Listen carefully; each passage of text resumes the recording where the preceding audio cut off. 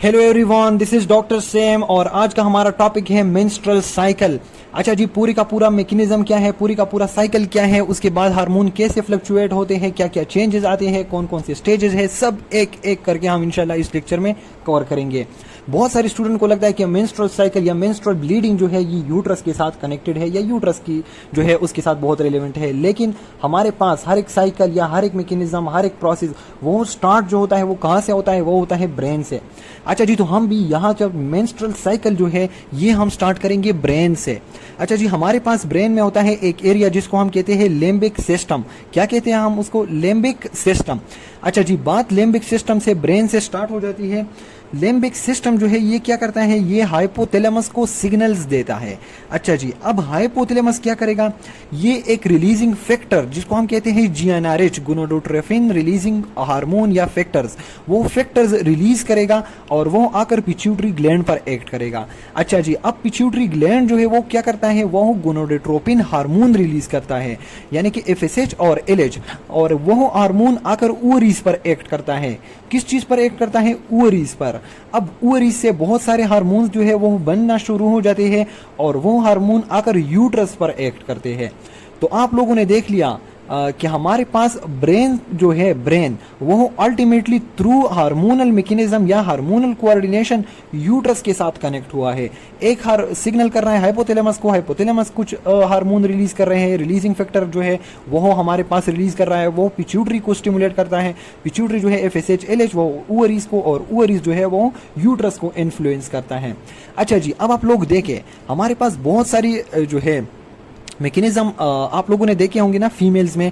ये जो limbic system है, लिम्बिक सिस्टम ये किसको कंट्रोल कर रहा है? ये यूट्रस को कंट्रोल कर रहा है, आप लोगों ने देख लिया। अब ये लिम्बिक सिस्टम जो है ये हमारी मेंटल हेल्थ के साथ, इमोशंस के साथ भी एसोसिएटेड है। किस चीज के साथ एसोसिएटेड है?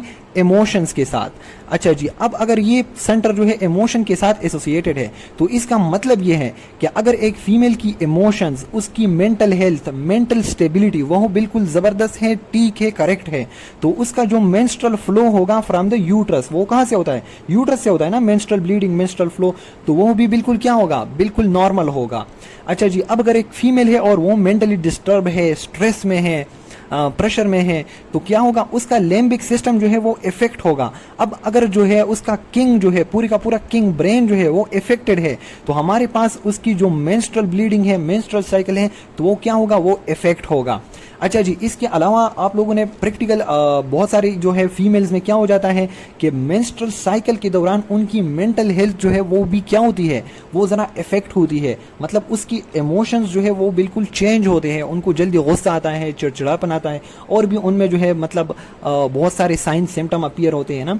तो क्यों होते हैं? उनकी जो मेंटल स्टेबिलिटी है वो मतलब नॉर्मल नहीं होती ड्यूरिंग द मींसेस या मेंस्ट्रुअल ब्लीडिंग। तो ये क्यों? क्योंकि ये चीज़ जो है, यूट्रस जो है, ये अल्टीमेटली कनेक्ट है लिम्बिक सिस्टम के साथ, और लिम्बिक सिस्टम का एक फंक्शन है इमोशंस, तो वह भी डिस्टर्ब हो जाता है। तो इमोशंस, फीलिंग्स, मूड, इसका जो है हमारे पास मेंस्ट्रुअल ब्लीडिंग के साथ बहुत गहरा एसोसिएशन है।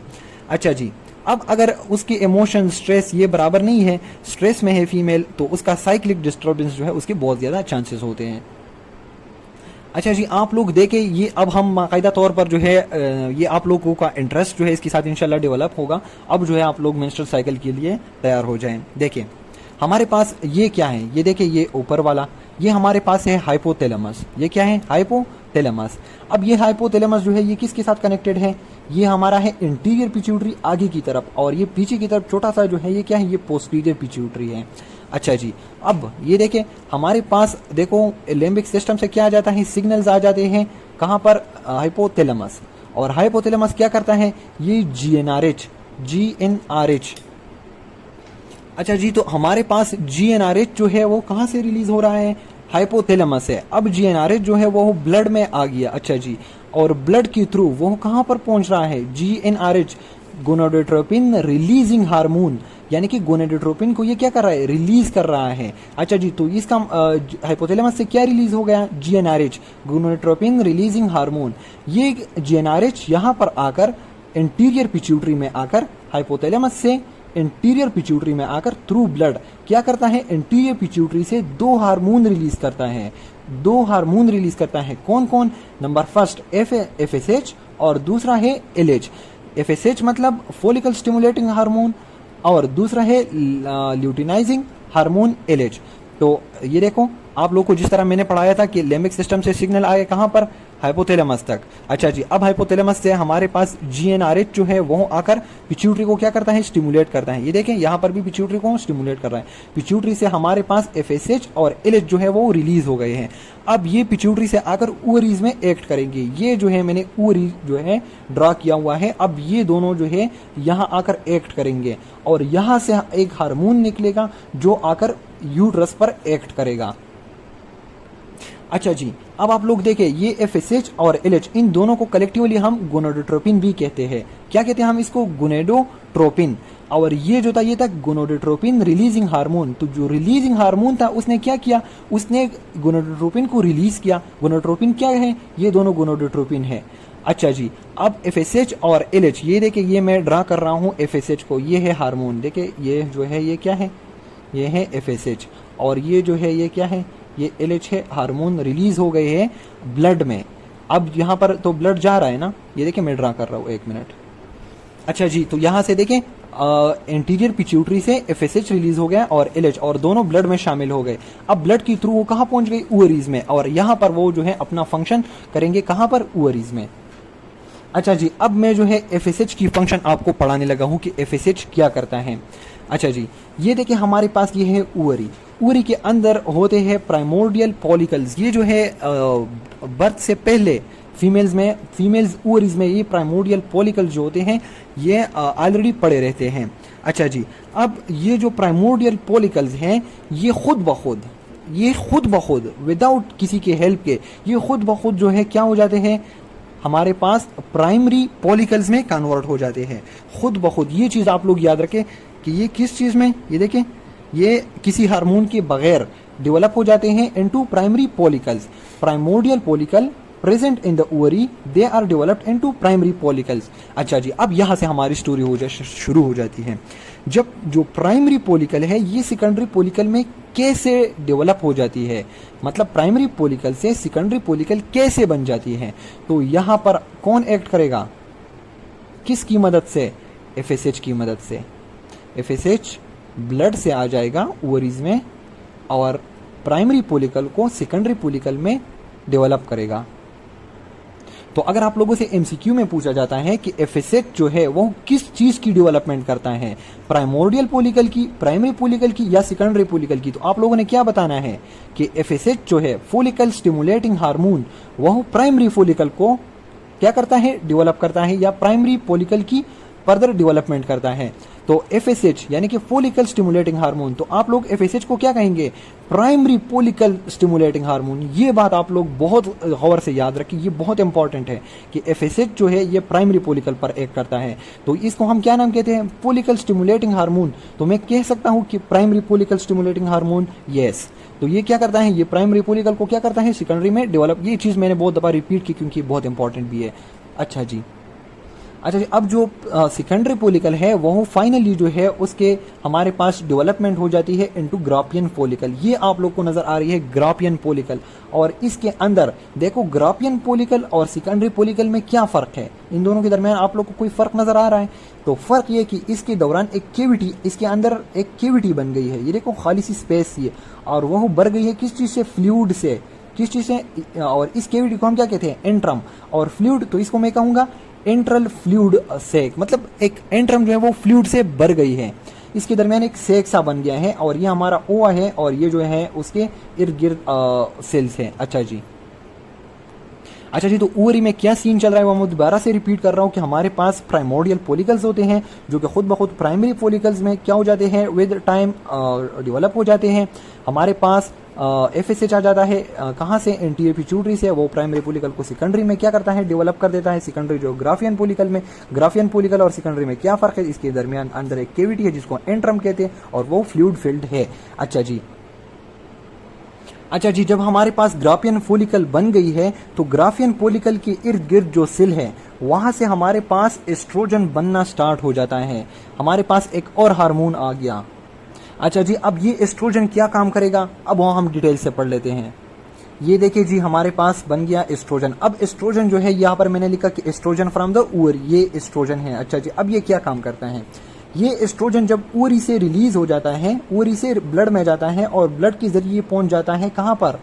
हमारे पास यूट्रस में पहुंच जाता है। अच्छा जी, तो एस्ट्रोजन अब कहां पहुंच चुका है? ओवरीज में। और ओवरीज में एस्ट्रोजन आकर यहां पर प्रोलिफरेशन करता है। क्या करता है? प्रोलिफरेशन ऑफ सेल, यानी कि उसको जो है थोड़ा सा थिक कर देता है। ये थिकनिंग जो है यूट्रस की, ये कौन कर रहा है? ये एस्ट्रोजन कर रहा है। एस्ट्रोजन कहां से आया है? ओवरीज से आया है। कहां से आया है? ओवरीज से आया है। ओवरीज में कहां से बना है? ग्राफियन फोलिकल की सेल्स जो थे, ये देखो इर्द गिर्द जो सेल्स थे, वहां से हमारे पास क्या बना है? एस्ट्रोजन। अच्छा जी, तो मैंने आप लोग को क्या कहा था कि हमारे पास हाइपोथैलेमस, हाइपोथैलेमस से कहां पर? इंटीरियर पिट्यूटरी, इंटीरियर पिट्यूटरी से आ जाता है एफएसएच। एफएसएच जो है ये सारे का सारा डेवलपमेंट कर देता है। डेवलपमेंट के रिजल्ट में एस्ट्रोजन बन जाता है और एस्ट्रोजन जो है आकर क्या कर देता है? ओवरीज में प्रोलिफरेशन करता है। तो इसलिए इसको हम कहते हैं प्रोलिफरेटिव फेज। बाद में जो है मैं आप लोग को जरा इस चीज को सिस्टमेटाइज करके जब पढ़ाऊंगा तो आप लोग को इंशाल्लाह ये चीज समझ आ जाएगा। ये क्या है? ये प्रोलिफरेटिव फेज चल रहा है यहाँ पर, और यहाँ पर प्रोलिफरेशन किस चीज की हो रही है? यूट्रस की। तो आप लोगों ने देख लिया, जो फ्लो मैंने ड्रा किया था उसी फ्लो पर हम चल रहे हैं। अच्छा जी, चूंकि एस्ट्रोजन अब ब्लड में है तो ये एस्ट्रोजन ओवरी यूट्रस पर क्या एक्ट करता है? तो वो आप लोगों ने देख लिया। यही एस्ट्रोजन थ्रू ब्लड आकर हमारे हाइपोथैलेमस पर कैसा एक्ट करता है, तो वो भी आप लोग देख लीजिए। अच्छा जी, एस्ट्रोजन अब हमारे पास कहां पहुंच चुका है? हाइपोथैलेमस तक। अब हाइपोथैलेमस से क्या रिलीज हो रहा था? जीएनआरएच। तो ये क्या करता है? ये एस्ट्रोजन यहां पर तो पॉजिटिवली इफेक्ट कर रहा था ना, इसको प्रोलिफरेट कर रहा था। लेकिन एस्ट्रोजन अब चूंकि ब्लड में है और वो हाइपोथैलेमस में आ जाता है, तो जीएनआरएच को ये क्या कर देता है? ये उसको डाउन रेगुलेट कर रहा है नेगेटिव फीडबैक के जरिए। जीएनआरएच की लेवल को क्या कर रहा है? बहुत कम कर रहा है। ये देखो, जब जीएनआरएच कम हो गया, जीएनआरएच अब यहां से रिलीज नहीं हो रहा हाइपोथैलेमस से, तो इसका मतलब यह है कि एफएसएच और एलएच जो है उसका लेवल भी क्या हो जाएगा? बहुत कम हो जाएगा। देखो, बहुत कम हो जाएगा, दोनों जो है कि बहुत गिर जाएंगे उसके लेवल। अच्छा जी, अब चूंकि यहाँ पर आप लोगों को यहाँ तक समझ आ गया, यहाँ तक बहुत इंपॉर्टेंट था। अच्छा जी, एफएसएच और एलएच की लेवल जब कम हो जाती है तो यहाँ पर इसकी जो मैच्योरेशन हो रही थी, डेवलपमेंट हो रही थी, वो स्टॉप हो जाएगी और जितनी भी है वो सारे क्या हो जाएंगे? एट्रेटिक हो जाएंगे, मर जाएंगे। लेकिन जो ऑलरेडी डेवलप कर चुका है, जो ऑलरेडी ग्राफियन फोलिकल बन चुका है, जो इस स्टेज में थे ना, डेवलपमेंट स्टेज में थे, वो तो मर जाएंगे क्योंकि एफएसएच और एलएच की जो लेवल है वो गिर चुकी है। लेकिन जो ऑलरेडी डेवलप्ड हो चुके हैं तो वो जिंदा रह जाएंगे। सही है, तो ये जो है हमारे पास क्या हो गया? ये जिंदा रह गया। अच्छा जी, अब ये देखे, एस्ट्रोजन का एक इफेक्ट क्या हो गया? नेगेटिव फीडबैक इफेक्ट, जिसकी वजह से हमारे पास जीएनआरएच भी कम हो गया, एफएसएच एलएच भी कम रह गया और सारी की सारी जो जितनी भी प्राइमरी फोलिकल थे, ये थे जितने भी थे, वो क्या हो गए? हमारे पास वो डाई आउट हो गए, एट्रेटिक हो गए। लेकिन जो ज्यादा डेवलप कर चुका था ऑलरेडी, जो ऑलरेडी डेवलप कर चुका था, तो वो हमारे पास क्या हो गया? वो हमारे पास ग्राफियन बन गया। अच्छा जी, अब आप लोग देखें, यहाँ पर एक ऐसा मैकेनिज्म हो जाता है दैट इज स्टिल जो मिस्ट्री, मतलब किसी को जो है उसके बारे में इतना ज्यादा पता नहीं है, लेकिन अजीब सा इफेक्ट हो जाता है। Still the doctor don't know about it. और वो इफेक्ट क्या है? एस्ट्रोजन यहाँ पर नेगेटिव फीडबैक कर रहा था, अब जो है सडनली एस्ट्रोजन अपना रुख बदल देता है और इसको पॉजिटिव इफेक्ट स्टार्ट कर देता है। एस्ट्रोजन जो है नेगेटिव इफेक्ट कर रहा था ना, अब सडनली एस्ट्रोजन जो है वो क्या कर देता है? पॉजिटिव फीडबैक स्टार्ट कर देता है और जीएनआरएच की लेवल को इंक्रीज करना स्टार्ट कर देता है। अब आप लोग सोचेंगे, क्वेश्चन पूछेंगे कि ऐसा क्यों होता है? कि मतलब पहले तो ये इसको इनहिबिट कर रहा था, जीएनआरएच की लेवल को क्या कर रहा था? कम कर रहा था। अब आप कह रहे हैं कि सडनली जो है ये क्या हो जाता है? इंक्रीज करना स्टार्ट कर देता है। तो दिस इज अ मिस्ट्री। ये किसी को भी नहीं पता कि इसके ऊपर जो है बहुत सारे रिसर्च और ये हो रहे हैं, लेकिन किसी को this is still not understood कि एस्ट्रोजन जो है वो क्यों अपना रुख बदल देता है। पहले इनहिबिट कर रहा था, जब यह सारे के सारे मर गए जो डेवलपिंग फेज में थे, तो सडनली एस्ट्रोजन क्या बन गया? पॉजिटिव फीडबैक बन गया और जो है जीएनआरएच की लेवल को इंक्रीज कर दिया। अब जब जीएनआरएच इंक्रीज हो जाएगा तो एफएसएच भी बढ़ जाएगा। एफएसएच अगर 2 टाइम्स बढ़ता है तो इसी दौरान एलएच जो है 10 टाइम्स बढ़ना स्टार्ट हो जाता है। देखो, ये पॉजिटिव फीडबैक, जीएनआरएच ज्यादा हो गया, जीएनआरएच ज्यादा तो एफएसएच ज्यादा, एलएच ज्यादा, तो एलएच इसी दौरान जब एस्ट्रोजन अपना रुख बदल देता है तो एस्ट्रोजन इतना ज़्यादा हो जाता है, इतना ज़्यादा हो जाता है कि बहुत ज़्यादा हो जाता है। मैं कहूँगा कि 10 टाइम्स 40 टाइम्स बहुत ज़्यादा एलएच की जो है लेवल बढ़ जाती है, और इसको हम कहते हैं एलएच सर्ज। इसको हम क्या कहते हैं? LH surge. अच्छा जी, एलएच का एक तूफान सा आ गया। क्यों आ गया? क्योंकि एस्ट्रोजन जो है उसने अपना रुख बदल दिया। अच्छा जी, अब ये एलएच क्या करता है? जो इतना ज़्यादा एलएच प्रोड्यूस हो गया, तो ये एलएच ब्लड से आकर हमारे पास यहाँ पर क्या कर देता है? इसकी ओव्यूलेशन कर देता है, ओव्यूलेशन। सही है, मतलब जो एक जो है वो रिलीज हो जाता है। ग्राफियन पोलिकल के अंदर क्या था? ये सारे का सारा ग्राफियन पोलिकल था। इसके अंदर ये देखो, ये क्या है? ये ओआ है। अब ये ओआ जो है ये क्या हो गया? देखो यहाँ से ऐसे रिलीज हो गया, ये देखें, यहाँ से देखो इस तरह इसका मुंह जो है वो खुल गया। ये देखिए, ये वो केविटी सी है, ये केविटी है या फ्लूइड है, और यहाँ से ओआ जो है वो रिलीज हो गया, और वहाँ ओआ आकर फलोपियन ट्यूब में दाखिल हो गया। ये देखिए, यहाँ से सीधा यहाँ पर आप लोग देख सकते हैं कि ओआ जो है वो रिलीज हो गया। तो आप लोग को पता है ना कि हमारे पास ओव्यूलेशन के लिए एलएच सर्ज जो है वो बहुत इंपॉर्टेंट है। एलएच सर्ज क्या है? बहुत ज़्यादा इंपॉर्टेंट है। और एलएच सर्ज कैसे होता है तो वो आप लोगों ने देख लिया। अच्छा जी, ग्राफियन पोलिकल जो है, अब वो उसकी जो रिमेनिंग सेल्स है, ग्राफियन पोलिकल के अंदर एक तो रिलीज हो गया, वो आकर फलोपियन ट्यूब में आ चुका है, और जो बाकी रिमेनेंट सेल है तो वो किस चीज़ में डेवलप हो जाते हैं? वो डेवलप हो जाते हैं कार्पस ल्यूटियम में। कार्पस ल्यूटियम, ल्यूटियम मतलब येलो कलर का होता है। सही है, ल्यूटियम मतलब येलो। तो ये देखो, येलो कलर का वो बन जाता है, मास बन जाता है। अच्छा जी, और ये मास क्या काम करता है? बहुत इंपॉर्टेंट है ये मास, ये येलो मास जो है बहुत इंपॉर्टेंट करता है। अच्छा जी, तो इस येलो मास से हमारे पास क्या रिलीज हो जाता है? प्रोजेस्ट्रॉन। ये येलो मास जो है ना, ये क्या करता है? ये प्रोजेस्ट्रॉन प्रोड्यूस करता है, ब्लड में डाल देता है, और हमारे पास जो है अब ब्लड में प्रोजेस्ट्रॉन भी शामिल हो चुका है। अच्छा जी, अब प्रोजेस्ट्रॉन क्या काम करता है? प्रोजेस्ट्रॉन हमारे पास ब्लड के थ्रू आ जाता है यूट्रस में, और यूट्रस को क्या बना देता है? यूट्रस की ब्लड सप्लाई को बढ़ा देता है। देखो, हमारे पास यहाँ पर विसल्स बनना शुरू हो जाते हैं, ब्लड विसल्स। सही है, और ये जो है और भी क्या हो जाते हैं? जब यहाँ पर ब्लड सप्लाई ज़्यादा हो जाती है तो ये और क्या हो जाता है? वार्म, क्योंकि ब्लड आ रहा है ना, गर्म हो जाएगा, सॉफ्ट, और भी बहुत ज़्यादा इसमें बहुत ज़्यादा चेंजेस आ जाती हैं। तो अब यूट्रस जो है वो क्या बन गया? वह बन गया वार्म, बन गया सॉफ्ट, बन गया मोर ब्लड, मोर न्यूट्रिशन। तो यूट्रस जो है वो क्या, वो उसकी तैयारी हो रही है। उसकी क्या हो रही है? तैयारी। क्योंकि हमारे पास जो है यहाँ क्या आ चुका है? यहाँ अब यूट्रस में कौन आ रहा है? यूट्रस में हमारे पास मेहमानी खुसूसी आ रहे हैं, ओवा जो है वो आ रही है। शायद अगर इस ओवा को स्पर्म मिल जाए तो ये क्या करेगा? हमारे पास यहाँ पर इम्प्लांटेशन करेगा। तो इसीलिए इस ओवा की इस्तेकबाल में जो इतनी सारी तैयारियां हो रही है यहाँ पर। अच्छा जी, यहाँ पर एक बात जो है मैं भूल गया था, एस्ट्रोजन का एक और भी फंक्शन होता है। एस्ट्रोजन यहाँ आकर हमारे पास, ये देखो, ये सर्विक्स है, ये क्या है? सर्विक्स है, विजाइना के बिल्कुल ऊपर सर्विक्स। यहाँ पर म्यूकस होता है जो बहुत थिक होता है, उसको थिन बना देता है, उसको थिन बना देता है, ताकि स्पर्म की मोटिलिटी जो है, स्पर्म इजीली जो है हमारे पास यहाँ तक पहुँच सके। देखो, स्पर्म जो है यहाँ से आकर यूट्रस में आएगा, यूट्रस से इस तरह फलोपियन ट्यूब में, फलोपियन ट्यूब से यहाँ आकर हमारे पास फलोपियन ट्यूब में क्या हो जाता है? फर्टिलाइजेशन होता है यहाँ पर। तो इसीलिए ये जो है ये फंक्शन मैं भूल गया था कि एस्ट्रोजन जो है यहाँ आकर म्यूकस को क्या बना देता है? थिन बना देता है, ताकि स्पर्म की मोटिलिटी को एनहेंस कर सके। अच्छा जी, अब देखो, हमारे पास जितना भी सिस्टम है वो सारे का सारा अब बिल्कुल प्रेगनेंसी के लिए बिल्कुल एक्यूरेट है। सिर्फ क्या है, हमारे पास जो ओवा है, ओवा इज वेटिंग फॉर स्पर्म। अब जो है इसको स्पर्म नहीं मिला 48 आवर्स तक। कितने टाइम तक? 48 आवर्स तक। तो ये जो है फिर ख़त्म हो जाता है यहाँ पर।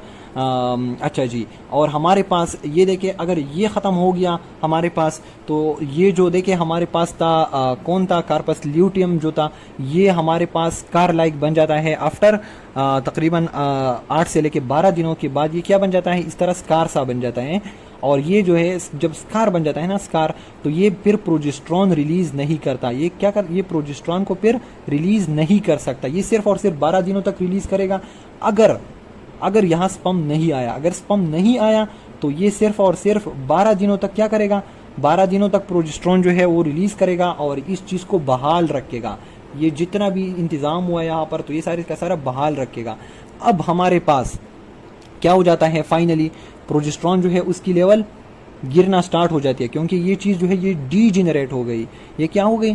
डीजेनरेट हो गई। अच्छा जी, जब ये डीजेनरेट हो गई उसको जो है प्रोजेस्टेरॉन क्या हो जाएगा, उसके साथ प्रोजेस्टेरॉन भी कम होना शुरू हो जाएगा। जब प्रोजेस्टेरॉन कम होना शुरू हो जाएगा तो यहाँ पर जितनी भी प्रोजेस्टेरॉन की वजह से वस्कुलरिटी आई थी, विसल्स आए थे, अब वो विसल्स जो है बनना क्या हो जाएंगे, स्पाज्मेटिक हो जाएंगे और ischaemia, lack of blood supply, क्योंकि यहाँ पर ब्लड सप्लाई तो प्रोजेस्टेरॉन की वजह से हो रही थी, जब ब्लड सप्लाई ही नहीं रहेगी तो क्या हो जाएगा, जाहिर बात है कि जितना भी ये लेयर बना था, ये जितना भी लेयर बना था एस्ट्रोजन की वजह से प्रोलिफरेटिव फेज में, ये सारे का सारा लेयर बना था ना, तो ये लेयर और ये ऊपर वाला लेयर जिसमें ब्लड विसल, ये सारे के सारे क्या हो जाते हैं, शिड ऑफ हो जाते हैं, शिड ऑफ गिरना स्टार्ट हो जाते हैं और उसको हम फिर कहते हैं मेंस्ट्रुअल ब्लीडिंग। तो सारे का सारा जितना भी लेयर हार्मोन्स की वजह से हार्मोनल लेयर बना था एंडोमेट्रियम का, वो सारे का सारा गिर जाएगा। जबकि ये वाला लेयर जो है, ये देखें आप लोग बिल्कुल अंदर की तरफ, इसको हम कहते हैं बेजल लेयर ऑफ एंडोमेट्रियम, जो अंदर की तरफ है, जो एस्ट्रोजन की वजह से नहीं बना, जो ऑलरेडी है बेजल लेयर है, सही है, बेस में है बेजल लेयर। तो ये बेजल लेयर जो है एंडोमेट्रियम का, ये इंटैक्ट रहता है, ये कभी भी ब्लीडिंग में नहीं जाता। लेकिन जो हार्मोन्स की वजह से प्रोलिफरेटिव फेज में बना था एंडोमेट्रियम का लेयर और जो प्रोजेस्टेरॉन की वजह से आया था, तो वो सारे का सारा क्या हो गया, वो बह जाता है। अच्छा जी, और बेजल लेयर क्या हो गया, बेजल लेयर रह जाता है। ये देखिए एंडोमेट्रियम के हमारे पास कितने हैं, ये देखिए ये पेरीमेट्रियम, ये है मायोमेट्रियम, ये देखिए मसल सेल जो वाले पिंक किस्म का मसल सेल, और ये जो है बेजल लेयर ऑफ एंडोमेट्रियम, तो ये रह जाते हैं। और जो फंक्शनल लेयर था, जो हार्मोन की वजह से बना था, तो वो शेड ऑफ हो जाता है एज मेंस्ट्रुअल फ्लो या मेंस्ट्रुअल ब्लड।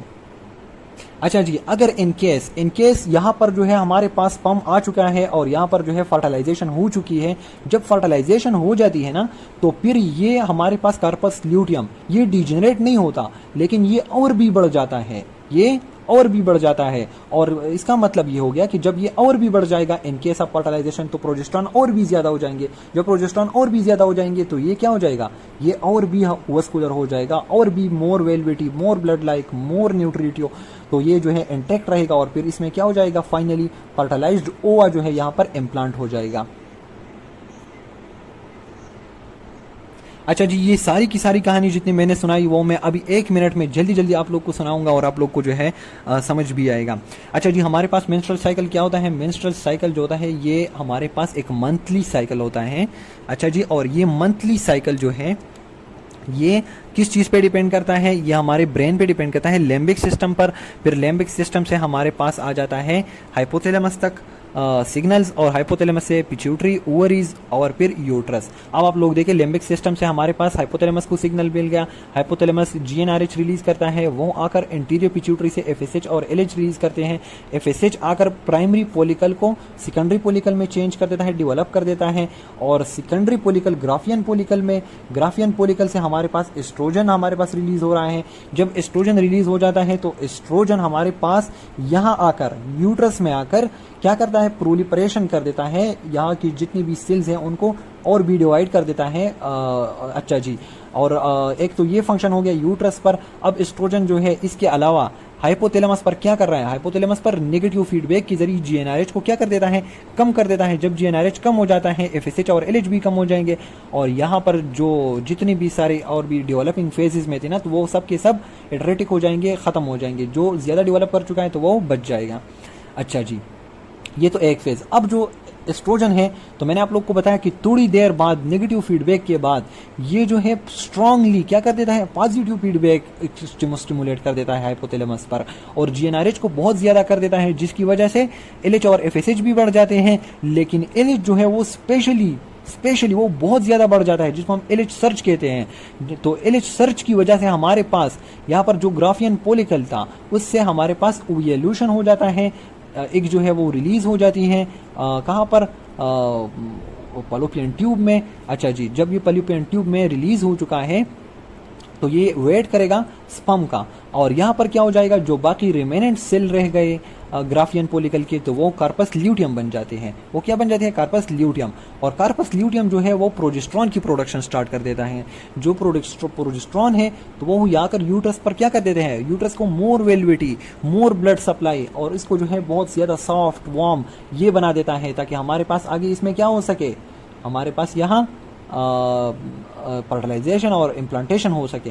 अच्छा जी, अब चूंकि यहाँ पर फर्टिलाइजेशन नहीं हो रही, स्पर्म नहीं आ रहा, तो इसीलिए हमारे पास ये जो कार्पस ल्यूटियम है ये क्या हो जाएगा, डिजेनरेट हो जाएगा आफ्टर 12 डेज, स्कार लाइक वो बन जाएगा, मास बन जाएगा, प्रोजेस्टेरॉन जो है गिर जाएंगे। अच्छा जी, प्रोजेस्टेरॉन लेवल जब गिर जाता है, ख़त्म हो जाता है, तो हमारे पास ये जो ब्लड सप्लाई थी वो नहीं रहेगी। जब ब्लड सप्लाई नहीं रहेगी तो ये सारे का सारा क्या हो जाएगा, इसकी फ्लो हो जाएगा एज मेंस्ट्रुअल फ्लो। अच्छा जी, अब इस साइकिल में हमारे पास लगते हैं 28 डेज। 28 डेज तो बिल्कुल एवरेज, मतलब बिल्कुल नॉर्मल है, लेकिन हमारे पास up to 35 days it's okay. और फिर पीछे की तरफ हमारे पास 21, तो 21 से लेकर 35 के दरमियान अगर ये किसी का है तो दिस इज नॉर्मल। अगर इससे इधर उधर का हो जाएगा तो फिर that will be abnormal, a clinical case. अच्छा जी, अब आप लोगों की बुक में जो है लिखा है कि मेंस्ट्रुअल साइकिल में हमारे पास जो फर्स्ट फेज होता है ना, उन्होंने यहाँ से स्टार्ट किया है। साइकिल में हम कहीं से भी स्टार्ट ले सकते हैं, लेकिन उन्होंने मेंस्ट्रुअल फेज से स्टार्ट लिया है जब ब्लीडिंग होती है। तो ब्लीडिंग तो हमने सबसे लास्ट में पढ़ी, क्योंकि आपको समझ नहीं आएगा वैसे अगर हम इस तरह पढ़ लेते। तो अब हमारे पास क्या हो रहा है, मेंस्ट्रुअल फेज से उन्होंने स्टार्ट किया हुआ है कि हमारे पास 1 से लेके 5 दिन तक, सही है, नॉर्मली 8 दिन तक अगर किसी का मेंस्ट्रुअल फेज चलता है ना तो इट्स ओके, इट्स नॉर्मल। 8 से अगर बढ़ जाएगा तो फिर दैट्स विल बी एबनॉर्मल। तो 1 से लेके 5 दिनों तक हमारे पास क्या हो जाती है, शीडिंग होती है। हमारे पास सारे का सारा एंडोमेट्रियम जो है वो बह जाता है, एक्सेप्ट मैंने आप लोग को बता दिया बेजल लेयर। बेजल लेयर जो है वो क्या, बेजल लेयर ऑफ एंडोमेट्रियम जो है वह नहीं बहता, वह हमारे पास सलामत रहेगा, क्योंकि नेक्स्ट मंथ में फिर यही बेजल लेयर जो है प्रोलिफरेटिव फेज में क्या करेगा, डिवीजन करेगा और फंक्शनल लेयर जो है वो बनाएगा बाय हार्मोन एस्ट्रोजन, जो मैंने आप लोग को बता दिया। अच्छा जी, फिर बुक में लिखा हुआ है कि इस फेज में हमारे पास जो ओवेरियन हार्मोन होते हैं वो क्या होते हैं, वो लोएस्ट लेवल पर होते हैं, बहुत ज्यादा कम होते हैं या नहीं होते। अच्छा जी, तो ओवेरियन हार्मोन आपके पास कौन कौन से हैं, एक प्रोजेस्टेरॉन है और दूसरा क्या है, एस्ट्रोजन है। तो आप लोगों ने क्या बात याद रखनी है कि हमारे पास मेंस्ट्रुअल फेज में जब ब्लीडिंग होती है तो बेजल लेयर सिर्फ रह जाता है। अच्छा जी, और दूसरा क्या बात, अगर बात की जाए तो ओवेरियन हार्मोन इस फेज में, मेंस्ट्रुअल फेज में ओवेरियन हार्मोन जो है वो क्या हो रहे हैं, वो डाउन हो रहे हैं, मतलब प्रोजेस्टेरॉन और एस्ट्रोजन जो है वो क्या हो रहे हैं, वो खत्म हो रहे हैं। ये देखिए जी, मैंने आप लोग को बता दिया कि यहाँ पर क्या हो रहा है, जब ब्लीडिंग होती है तो अगर यहाँ से ब्लीडिंग कर रहा है तो इसका मतलब ये कि ये जो लेयर थे ये किस चीज पर डिपेंडेंट थे, प्रोजेस्टेरॉन पर डिपेंडेंट थे जो यहाँ से आ रहा था, और एस्ट्रोजन पर डिपेंडेंट था। प्रोलिफरेटिव फेज में मैंने आप लोग को बताया था कि यहाँ पर ये जो लेयर बनती है ये किस चीज की वजह से, एस्ट्रोजन की वजह से। तो अब ये एस्ट्रोजन और प्रोजेस्टेरॉन ये दोनों एट दियर लोएस्ट लेवल होंगे। Progesterone and oestrogen are at their lowest, और प्रोजेस्टेरॉन और एस्ट्रोजन क्या है, ये ओवेरियन हार्मोन है। ये देखें, एस्ट्रोजन भी ओवरी से आ रहा है और प्रोजेस्टेरॉन भी ओवरी से आ रहा है। तो इसके बाद आप लोगों ने ये बात याद रखनी कि oestrogen and progesterone are ovarian hormone, they are at their lowest level during during menstrual bleeding. तो आज के बाद ये बात आप लोगों ने 1000 दफा याद रखनी है कि अगर एक फीमेल की मेंस्ट्रुअल ब्लीडिंग हो रही है, सही है, अगर ब्लीडिंग हो रही है तो उसके प्रोजेस्टेरॉन और एस्ट्रोजन जो है वो एट दियर लोएस्ट लेवल है। अच्छा जी, फिर लिखा है कि gonadotropin are beginning to rise. जो गोनाडोट्रोपिन थे हमारे पास FSH और LH, अब जो है वो क्या हो रहे हैं, वह उनका लेवल जो है वह अब स्टार्ट ले रहा है, बढ़ रहा है। क्यों बढ़ रहा है, ये देखिए हमारे पास। अच्छा जी, यहाँ से जो है हमारे पास क्या हो रही है, मेंस्ट्रुअल ब्लीडिंग हो रही है। प्रोजेस्टेरॉन और एस्ट्रोजन जो है वो कम हो चुके हैं। जब प्रोजेस्टेरॉन और एस्ट्रोजन कम हो चुके हैं तो क्या हो रहा है हमारे पास, यहाँ पर सिग्नल आ जाते हैं कि यार अब जो है ये फेज तो खत्म हो चुका है, तुम ना अब दोबारा से किसी प्राइमरी फोलिकल को स्टिमुलेट करना स्टार्ट कर दो। तो इसीलिए ये जो FSH और LH है तो इनकी लेवल थोड़ी थोड़ी सी जो है वो हमारे पास ब्लीडिंग के दौरान जो है ऐसे मतलब जाग जाती है कि अब उनका जागने का टाइम इस तरह है। देखो, तो मैं कहूँगा ना इस तरह थोड़ा सा बढ़ जाता है, जागने का टाइम हो जाता है कि हाँ बस मेंस्ट्रुअल ब्लीडिंग यहाँ से हो रही है, तुम अब पुरानी की जितनी भी मेहनत की थी वो तो बह चुकी है, अब दोबारा से ना तुम मेहनत स्टार्ट कर दो, किसी और प्राइमरी फोलिकल को बढ़ा दो, फिर जो है दोबारा से साइकिल स्टार्ट कर दो। तो इसलिए FSH और LH जो है they are beginning to rise and FSH and LH are called gonadotropin. So हमारे पास मेंस्ट्रुअल फेज में ये बात याद रख के बेसल लेयर रह जाता है। ओवेरियन हार्मोन जो है, ओवेरियन हार्मोन ये दोनों ये दे आर फॉलिंग, वो खत्म हो रहे हैं, तो इसी वजह से तो ब्लीडिंग हो रही है। और जो गोनाडोट्रोपिन है उनको कह रहा है कि यार अब तुम ना जाग जाओ, और FSH LH FSH से कह कि अब तुम ना दोबारा से किसी प्राइमरी फोलिकल को स्टिमुलेट करना है आगे, तो वो जो है जाग जाता है। और जब तक हमारे पास 5वां दिन आता है, मतलब तकरीबन last day of menstrual bleeding, जब लास्ट डे आता है तो उसी वक्त तक हमारे पास सफिशेंटली जो है FSH काफ़ी बढ़ चुका होता है। तो ये बहुत इंपॉर्टेंट पॉइंट है, ये मेंस्ट्रुअल फेज वाले, आप लोगों ने इसको इग्नोर नहीं करना है, सही है, याद रखनी है। अच्छा जी, प्रोलिपरेटिव फेज जो है वो तो बहुत इजी है कि हमने जितनी भी मेहनत की थी वो सारी की सारी अब क्या हो चुकी है, ये देखें हमारी सारी की सारी मेहनत अब बह गई। अच्छा जी, अब हम वैसे तो नहीं बैठेंगे क्योंकि हम नेक्स्ट मंथ भी तो अच्छा स्टार्ट होगा, तो अब हमारी सारी की सारी मेहनत बह चुकी है। FSH जो है दोबारा से वो क्या हो चुका है, बढ़ चुका है। अच्छा जी, तो जब FSH दोबारा बढ़ चुका है उसी वजह से ग्राफियन फोलिकल भी काफ़ी हद तक बढ़ चुकी है। जब ग्राफियन फोलिकल बढ़ चुकी है तो वो उसने काफ़ी एस्ट्रोजन जो है वो प्रोड्यूस किया है। तो प्रोलिपरेटिव फेज में हमारे पास एस्ट्रोजन क्या हो चुका है, बहुत बढ़ चुका है। प्रोलिपरेटिव फेज ऑफ यूटरस, अब यूटरस जो है कैसे प्रोलिपरेट कर सकता है, जब हमारे पास एस्ट्रोजन की लेवल ज्यादा हो। तो प्रोलिपरेशन का नाम सुनती आप लोगों के जहन में एस्ट्रोजन आना चाहिए। अब एस्ट्रोजन जो है वो आकर यहाँ क्या करेगा, दोबारा से, पहले मेहनत तो ज़ाया हो चुकी है, दोबारा से हमारे पास एस्ट्रोजन जो है आकर यहाँ पर ये जो सेल्स है, बेसल लेयर जो है, बेसल लेयर तो रह चुका था, अब उसमें डिवीजन करके थोड़ा थोड़ा सा उसको क्या बना देता है, थिक बना देता है, दोबारा से ना उसको रेड कार्पेटेड बना रहा है। अच्छा जी, तो इसको हम क्या कहते हैं, एस्ट्रोजन फेज भी कह सकते हैं, इसको हम प्रोलिपरेटिव फेज भी कह सकते हैं। अच्छा जी, तो सिंपल बात है कि मैं कहूँगा कि प्रोलिपरेटिव फेज में मेरे पास एस्ट्रोजन जो है उसकी लेवल ज़्यादा हो जाती है, जिसकी वजह से मेरा यूट्रस जो है वो प्रोलिपरेट कर जाता है, तो इसलिए हम इसको प्रोलिपरेटिव फेज कहते हैं। अच्छा जी, अब दूसरा देखें, चूंकि ये तो आप लोगों ने देख लिया कि यहाँ पर ये प्रोलिपरेशन कर रहा था, लेकिन यहाँ आकर सर्विक्स में आकर यहाँ पर जो थिक और स्टिकी वो था, म्यूकस था, उसको क्या बना देता है, थिन बना देता है, क्रिस्टलाइन बना देता है, ताकि अगर कोई स्पर्म आना चाहे तो वो इजीली आ सके। तो एस्ट्रोजन हमारे पास प्रोलिपरेटिव फेज में दो काम करता है। यहाँ पर जो है क्या कर रहा था, प्रोलिपरेशन ऑफ एंडोमेट्रियम, यहाँ पर सर्विक्स जो है उस पर क्या एक कर रहा था, उसको स्टिकी से हमारे पास क्रिस्टलाइन बना रहा था और जो है थिन बना रहा था, ताकि स्पर्म की मोटिलिटी को क्या करे, एनहेंस कर सके। तो ये हो गया आप लोग का प्रोलिपरेटिव फेज। अच्छा जी, इसी दौरान जो है मैंने आप लोग को पढ़ाया था कि हमारे पास पहले जो है एस्ट्रोजन आकर यहाँ पर क्या कर देता है, इसको कम कर देता है, लेकिन फिर जो है पॉजिटिव इफेक्ट के जरिए ओव्यूलेशन काज कर देता है। तो प्रोलिपरेटिव फेज की एंड में हमारे पास ओव्यूलेशन हो जाती है 14 डे पर। अच्छा जी, तो यहाँ पर हमारे पास एक जो है ओवा जो है वो रिलीज हो चुकी है at the end of proliferative phase. अच्छा जी, अब प्रोलिपरेटिव फेज तो ऑलरेडी खत्म हो चुका है। LH ने क्या किया, ओव्यूलेशन भी कर दिया, और LH को हम ल्यूटिनाइजिंग हार्मोन कहते हैं ना, तो LH का दूसरा फंक्शन क्या है, एक तो ओव्यूलेशन में इसका फंक्शन है, दूसरा जो LH है वह यहाँ आकर हमारे पास कार्पस ल्यूटियम बना देता है, इसमें ल्यूटिनाइजेशन करता है। इन सेल में जब ल्यूटिनाइजेशन हो जाता है तो ये कार्पस ल्यूटियम बन जाता है, रेड वाला जो है। तो LH के दो फंक्शन है, एक ओव्यूलेशन, दूसरा ल्यूटिनाइजेशन के रिजल्ट में क्या बन जाता है, कार्पस ल्यूटियम, जो कि आगे प्रोजेस्टेरोन रिलीज करता है। अच्छा जी, अब हमारे पास है लास्ट फेज है सिक्रीटरी फेज। सिक्रीटरी फेज में आप लोग कह सकते हैं कि सिक्रीशन ऑफ प्रोजेस्टेरोन जो है उसकी हमारे पास सिक्रीशन बहुत ज्यादा बढ़ जाती है। जिस तरह कैसे बढ़ जाती है कि ये बन गया हमारे पास कार्पस ल्यूटियम से आ जाता है हमारे पास प्रोजेस्टेरोन, और ये प्रोजेस्टेरोन आकर यहाँ पर एंडोमेट्रियम पर एक्ट करता है और उसको क्या कहता है, हमारे पास जो वेसल्स होते हैं उनकी और भी प्रोलिपरेशन कर देता है, ब्लड सप्लाई ज्यादा हो जाती है, ये मोर वेलवेटी, मोर सॉफ्ट और मोर वार्म हो जाता है।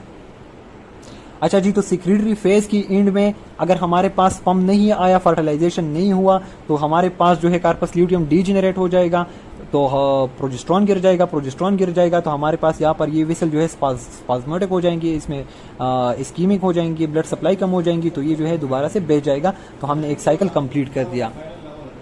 अच्छा जी, let me repeat it once again. हमारे पास साइकिल कहाँ से शुरू हो जाती है, ब्लीडिंग से।